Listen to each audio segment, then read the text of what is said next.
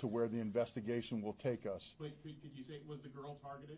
Well, again, there was a relationship prior to this event, and so to the extent of how that shaped this event, that's what we're going to have to determine. Sheriff, I think fatal we're trying to wound, get at fatal wound to the shooter, did that come from the SRO's gun? Did he take him down and kill him? So that, again, is what we're going to have to determine through a very detailed investigation. Again, when the SRO fired, the suspect, as described to me, fired almost simultaneously. Did he fire at the SRO or did he fire at himself? That I don't know. Sheriff, is the suspect's family cooperating? As far as I know, yes. Can you spell Yes. his name?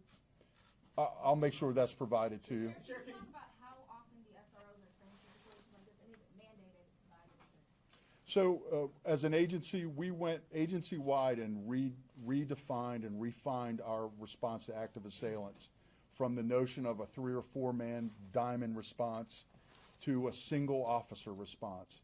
And along with that, everyone in the agency was trained.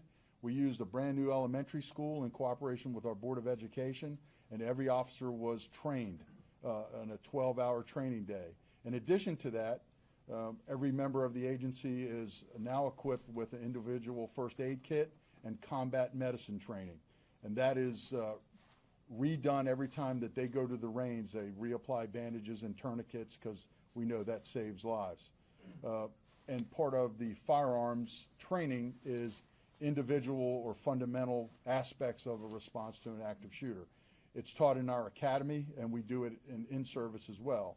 And Dr. Smith could talk chapter and verse and what they've done in the schools in this school year alone in training staff and teachers in the schools. Sheriff, what kind of gun did he have? I'm sorry, how much ammunition did he have? On the suspect's family, Sheriff, are you able to tell us if not only are they cooperating, but were there any warning signs that they've detected? So we haven't found any pre-incident signs as of yet, either on social media or any other evidence. I know that we're out at the shooter's home.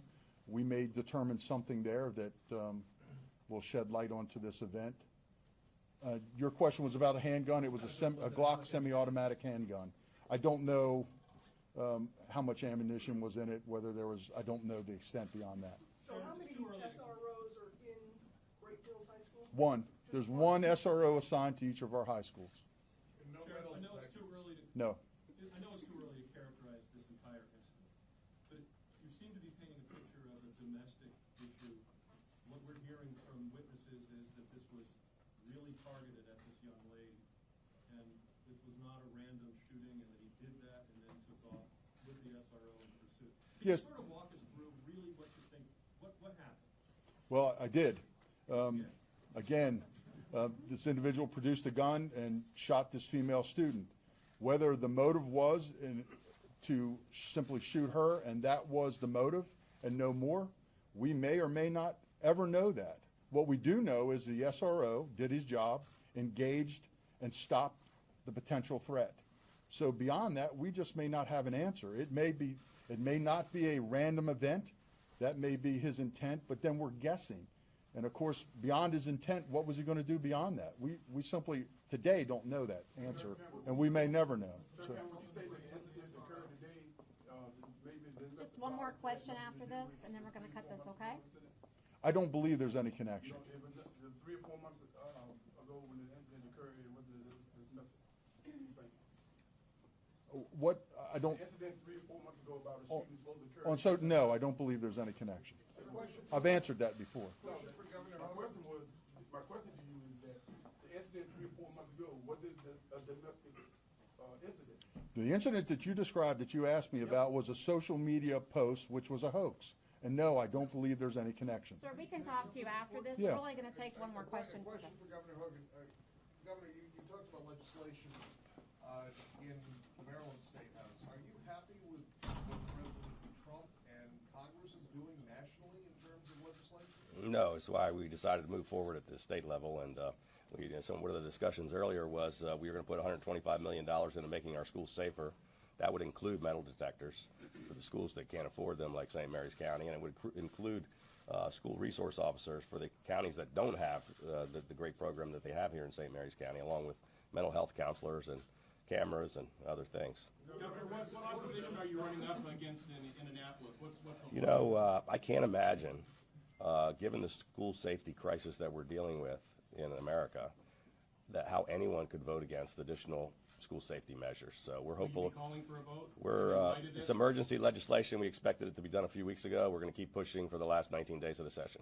Any message to Congress on the They should act also. Garrett's question, my colleague, the timeline, just so we've all got it very, very clear. You were saying seconds between the time that the shooter student comes into school, shoots the female, the male, and then engages with the SRO and may or may not have committed suicide? Can you walk me through the exact timeline of that, just for the record to stand? Yeah, so approximately 7:55 a.m. What we understand is that the shooter shot the female student, and then the SRO responded and engaged. That appears to be, as described to me, less than a minute. It could be seconds. So, and then the second part of your question, as to whether or not the shooter committed suicide, that is a potential. As I described, when the SRO fired that shot, there was a shot also fired by the suspect or the shooter.